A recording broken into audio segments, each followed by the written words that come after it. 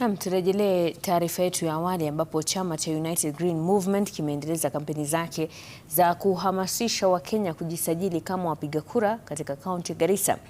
Jaji mstaafu David Maraga akitumia fursa kupitia chama chake cha UDM kuhamasisha vijana kujisajili zaidi kama wapiga kura.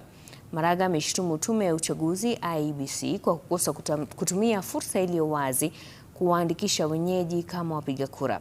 Pia ameitaka IEBC kuzuru maeneo ya mashinani na sehemu za ibada na kuwasajili wote waliohitimu kupiga kura. Wetu kwa IEBC ni kwamba fanya hii exercise iwe regular. Kwenda kwa msikiti, kwenda kwa makanisa, sababu hapo ndio unapata watu. Kama iko wakati pahali ambao hata iko ile pans ya maji, wafugaji wanakuja huko kwa wengi. Kwenda huko muwaandikishe.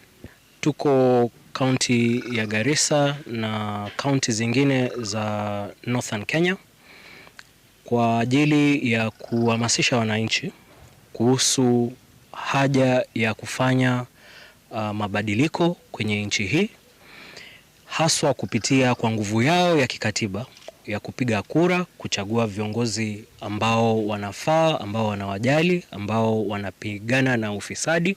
Tunahamasisha wananchi Kenya yote kutoka county 001 hadi county 047 kitaratibu, urahisi, upolepole, kuambia umuhimu ya kujisajili kura na kuchukua kipande ndo tukue na mabadiliko hii nchi ambaye imeingia kwa mikono ya watu ambaye wameharibu nchi kabisa. Na mtazamaji, baada ya taarifa hiyo kutoka Garissa tunapumzika kidogo tu, tunarejea hivi punde na mengi zaidi. Usiondoke hapo.